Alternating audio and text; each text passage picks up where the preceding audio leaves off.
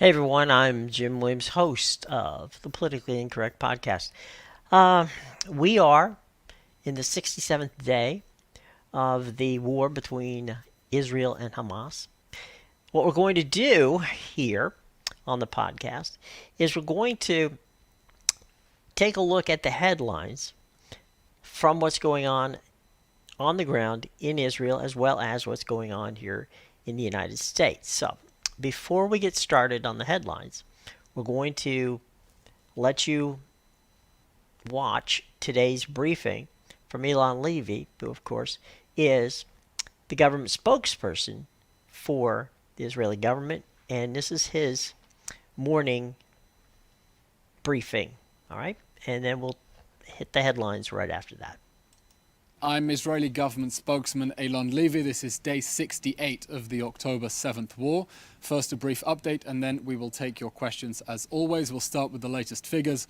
Since the start of the October 7th massacre, Hamas has fired more than 12,000 missiles at Israel. We are targeting those launchers and thwarting imminent missile attacks, with the recent airstrike taking out terrorists in Sheja'iyah who are about to fire at Israeli communities. More than 2,000 of Hamas's rockets have misfired, the large majority landing inside Gaza and causing untold damage and casualties there. The IDF has notified families of the deaths of 444 soldiers. IDF fatalities have risen by 10 since yesterday's update, with the confirmed deaths of Colonel Itzhak Ben Basat, Sergeant Eran Aloni, Sergeant First Class Rom Hecht, Major Ben Shelley, Captain Liel Hayo, Staff Sergeant Oria Yaakov, Sergeant Achia Daskal, Major Moshe Avram Baon, Major Roy Meldasi, Lieutenant Colonel Tomer Greenberg. They were our finest sons, and the whole nation's hearts broke this morning to hear that awful news that they bravely fell in battle. Our thoughts are with their families, and may their memory be a blessing. An update on the hostages. The number of hostages in Hamas captivity since 10/7 has gone down to 135 after IDF special forces secured the bodies of 2 hostages. Eden Zakaria, 27, was abducted from the Nova Music Festival and subsequently murdered in captivity. IDF Command Sergeant Major Ziv Dado, 36, was taken hostage while on active duty on 10/7 and was also murdered. Special forces found their bodies underground in a densely populated area in Gaza, and their bodies have now been returned to Israel for burial. Of the remaining 135 hostages, 116 are males and 19 females. The remaining hostages include 2 children, the Bibas infants, abducted together with their mother Shiri. Hamas is still holding for a ransom the bodies of 19 hostages murdered in captivity since 10/7. Freeing our vulnerable hostages from the Hamas terror dungeons is a global fight, and we are furious that the world and the Red Cross have not done enough to pressure Hamas to release them. We will not rest until we have completed our mission to bring them all back home. There will be no one left behind. Time is running out, and none of us are free till all of them are free. An operational update. Following a situation assessment yesterday, Defense Minister Yoav Gallant has stated that Hamas forces in northern Gaza, including Gaza City, are on the verge of collapse. That comes after hundreds of terrorists were killed in intense fighting and hundreds more surrendered. Israeli forces continue close-quarter fighting with Hamas terrorists disguised as civilians and operating out of civilian buildings. We are operating deep inside Hamas's strongholds in Khan Yunis, Jabalia and Sheja'iyah, engaging them in face-to-face combat. The Golani Brigade has been targeting terror infrastructure in the Sheja'iyah Kasbah, the marketplace, where Hamas has been operating from inside and underneath civilian areas. Over the past day, our forces have conducted over 250 precise strikes on terror targets across the Gaza Strip, and that campaign continues. On the northern front, the IDF remains on high alert to deter any further aggression against our people and prevent other actors from entering this war. Yesterday, we saw 3 launches to Israeli territory from Syria, one of those falling in an open area in Israel. In response, overnight, IDF aircraft and tanks struck military assets belonging to the Syrian army in Syrian territory. The IDF continues to respond firmly to Hezbollah's unprovoked aggression from Lebanon, including a missile attack that set off a red alert siren in Acre and was intercepted by the Iron Dome system. The IDF has struck Hezbollah infrastructure in Lebanon in response to those cross-border attacks, including with anti-tank missiles and mortar shells. An important diplomatic update. The State of Israel deplores the vote at the United Nations General Assembly yesterday to keep the Hamas terror regime on life support after 10/7. Hamas continues to threaten us with more October 7 massacres, and any end to the fighting that leaves Hamas still standing will leave it free and emboldened to massacre our people again. Anyone calling for a sustainable ceasefire with Hamas is calling to leave its rapists free to reoffend. That will not happen. In its vote, the General Assembly seeks to condemn us here to a cycle of violence that we are determined to end with the end of Hamas. Fortunately, the General Assembly doesn't get to decide whether the Hamas terror regime will survive this defensive campaign. We get to decide that, and we will continue fighting the October 7th monsters. This week, we set the diplomat babysitter test as our standard for ending this war. This war will end when the foreign diplomats trying to throw Hamas a lifeline would feel safe babysitting our children in Kfar Aza, Be'eri, or near Oz. Right now, I don't think even after a humanitarian ceasefire, any of those 153 ambassadors would volunteer to babysit children in Kfar Aza, and frankly, after yesterday's horrifying lapse of judgment, we wouldn't let any of them near our children anyway. For our children to sleep safely in the communities destroyed on October 7th, the Hamas terror regime will no longer be their neighbor. We thank the 9 brave nations that voted against Hamas, showing great moral leadership and clarity in reaffirming our duty to defend ourselves. Chief among them, our allies in the United States, but also Austria, the Czech Republic, Guatemala, Liberia, Micronesia, Nauru, Papua New Guinea, and Paraguay. We note that Australia, New Zealand, and Canada have issued a joint statement demanding that Hamas lay down its arms. We are also calling on Hamas to surrender, but should it choose to ignore that communique, we will continue to fight Hamas until it is destroyed and until it is safe for our children to sleep in Kfar Aza and Be'eri again. That is the goal of this war. An update now on the humanitarian front. Yesterday, Israel opened the Kerem Shalom crossing for the inspection of aid trucks to Gaza, making it possible to more than double the flow of aid to civilians in the Gaza Strip.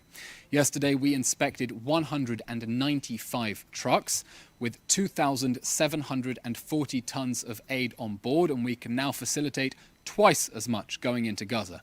We repeat, Israel has placed zero restrictions, zero, on the entry of humanitarian necessities to Gaza, and we have approved all requests, every single one, to facilitate the provision of food, water, and medical supplies, and we have the capacity to more than double that aid if the UN is able to deliver it. The problem is threefold. One, a backlog at Rafah. We saw this morning aid trucks waiting for more than an hour and a half outside Rafah, waiting for the Palestinian side to open the gate. Two, the fact that aid agencies are not managing to distribute aid at the pace that Israel is inspecting it. And three, the fact that Hamas is stealing aid while the agencies that feign concern for civilians in Gaza are complicit with Hamas's abuse of civilians through their silence. Now, in the interest of expediting the delivery of humanitarian aid, the IDF is using tactical pauses to allow civilians to replenish stocks. One such pause was in place today in the Al-Shabora neighborhood of Rafah from 10 in the morning till 2 in the afternoon. Now, we've seen the obscene claims by UNRWA and other Palestinian and international actors trying to blame Israel for the humanitarian situation in Gaza to cover up for their own incompetence and the fact that they are covering up for Hamas. This is regrettable, and we expect people to see through this in light of all the publicly available facts. As Prime Minister Benjamin Netanyahu said last night, we are determined to continue until total victory, and there can be no compromise with the Hamas terror regime. We will continue our defensive campaign until all our goals are achieved, eliminating Hamas, securing the release of all the hostages, and removing any threat to our people from the Gaza Strip. That's the end of today's update. We'll now take your questions. As always, if you can submit those questions in advance, we'll be able to get the necessary statistics and data for you. But please type your name and news agency into the chat box, and we'll take your questions now. Question from Joel Pollack from Breitbart News. How does Israel respond to President Joe Biden's claims that Israel is engaged in indiscriminate bombing, that it is losing support around the world, and that it must remove certain parties from the government. President Biden, our friend and ally, also stated that Israel enjoys the support of most of the world. And we enjoy the support of most of the world because the whole world saw the atrocities that Hamas perpetrated on 10/7 and understands that this war can only end with the end of Hamas. Now, we know that perhaps some nations are beginning to lose their nerve as difficult images come out of Gaza, as Hamas deliberately tries to endanger and sacrifice their civilians, sick and twisted as it is, in order to generate sympathy, in the hope that will generate pressure, in the hope that that will stop Israel from defending ourselves. But we will continue targeting Hamas with unprecedented precision. If you look at the statistics, we have struck, I believe, 22,000 targets inside the Gaza Strip. And even if you buy the statistics put forward by the Hamas-run health ministry, which we dispute, you're looking at less than 0.8 casualties per strike. That is unprecedented precision.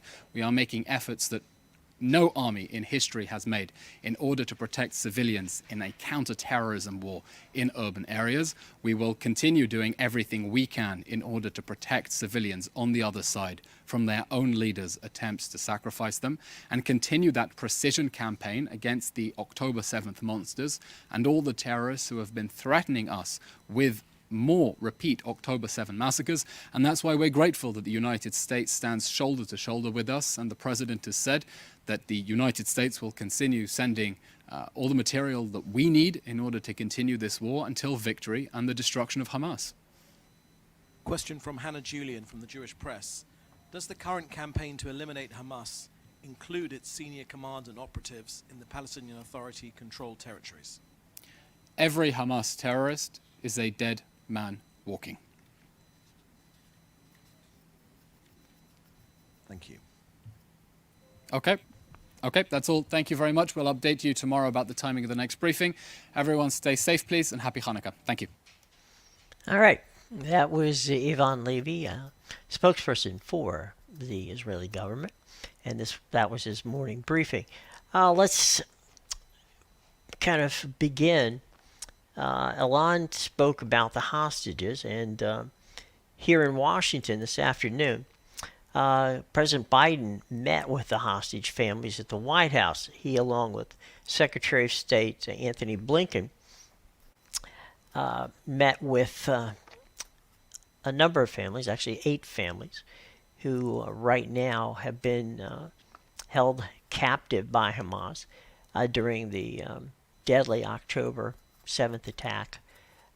The White House has said, and it was reiterated today by President Biden, that they will not rest until not just the U.S. hostages are returned to Israel, but of course all of them, as Elon said, around 138 or 139 hostages.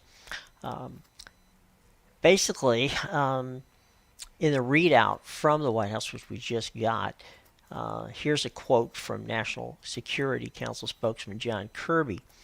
And he said that he'll guarantee, meaning, of course, that the president being he will guarantee them what we're not going to lose 8 of their loved ones. We're not going to stop trying to get them home, Kirby said. As he previewed Biden's message to the families, Kirby stressed that U.S. officials are trying to get more information about them and working on a deal to bring all the hostages home. Now, it should be noted that Biden, while he was meeting with hostage families, Jake Sullivan, who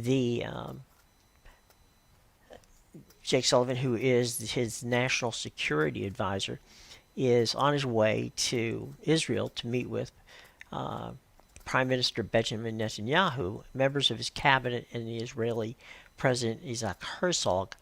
The goal there is to work on a strategic way to not only better fight the war with the help of the United States, but at the same time doing whatever they can, meaning Sullivan and the U.S. team, to help return the hostages. So Jake Sullivan en route to Israel. He should be there sometime this evening. He'll be meeting tomorrow with Netanyahu and the cabinet and President Herzog. So we'll keep you updated on that. Let's talk about Congress and getting out of town with passing any aid to Israel and Ukraine. Okay, President Biden, along with Senate Majority Leader Chuck Schumer and Minority Leader Mitch McConnell, are closing in on a deal. All right, the holdup for the money for Ukraine and Israel, as well as the southern border and Taiwan, which is a $106 billion deal, which President Biden has put forth, and it has been championed and headed through the Senate by Chuck Schumer. The holdup is that the money on the southern border is not the issue. The issue is the Republicans want changes to some of the issues there.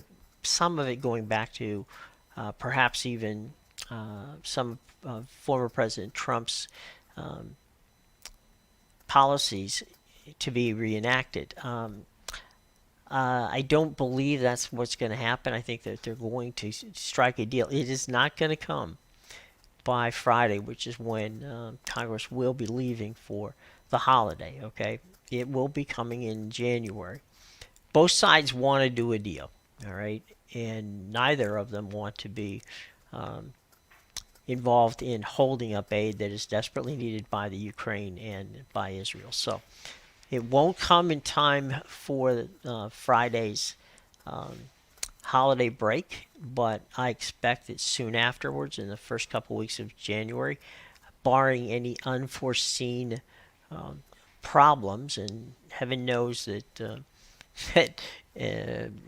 dealing with Congress, there's any number of problems that can come up. But I think that they're going to get that deal passed. We will keep you posted on it, but we got 2 days to get that done, and I don't think that's going to happen. But President Zelensky was here yesterday in Washington, D.C., and had an opportunity to meet with both Republicans and Democrats, and he understands that they all feel strongly about getting funding to him. It's really a matter of domestic issues, not international issues, that is holding that up. Okay? All right, let's move to another point that Elon spoke about, and that's a convoy of 80 trucks for Gaza was sent from Egypt to Kerem Shalom crossing for checks on Tuesday afternoon. The new inspection system was opened in an effort to accelerate aid, and since aid deliveries began on October 20, supplies have been entering Gaza from Egypt, and they've been in a loop basically from Rafah to be inspected at the Al Bazana crossing on Egypt's border with Israel. Okay, now as you heard from Elon, the amount of humanitarian aid that's getting through is being held up in a bottleneck basically by the agencies who are going to use that aid to get it to the folks in the Gaza Strip. So right now it's not an issue of Israel delivering enough aid. It's a matter of whether or not the agencies who have been tasked with getting that aid to the folks in Gaza that need it, getting it there. So right now, Israel is getting aid there. They now have 2 border crossings that they're using, and at this point in time, we will see how things continue to work. One would hope that those tasked with the distribution of the aid would be able to step up the speed with which they get it to the Palestinians who are in need of it. Okay, so that's that particular headline.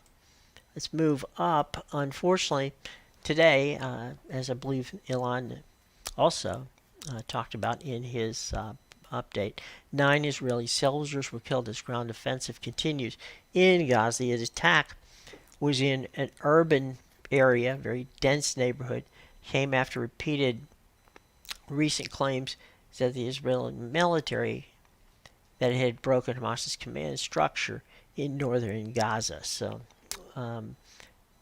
we are sorry to hear about the loss of life of the Israeli soldiers, and that is unfortunately something that happens when you are in close contact, as they are in situations like that. All right.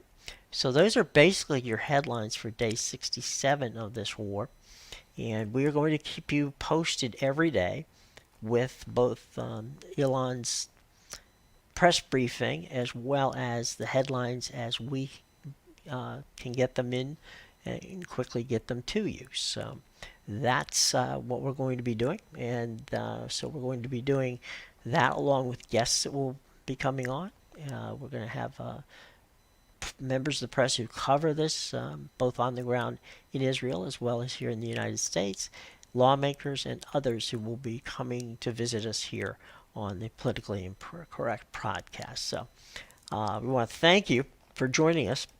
Also,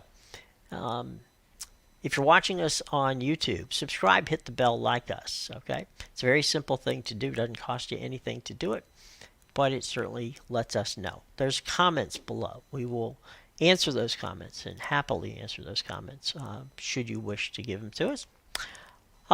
If you're going to listen to us as the podcast, not a problem. You can find us at Apple, Amazon Music, Spreaker, Stitcher, Spotify, iHeartRadio, TuneIn Radio, and basically, as the old saying goes, wherever you get your podcasts, all right? So anyway, that is today's edition of the Politically Incorrect podcast. I'm Jim Williams. Thank you for your time, and we will see you tomorrow. Be safe, and happy Hanukkah for those out there. Just one more day to go. Take care. Bye.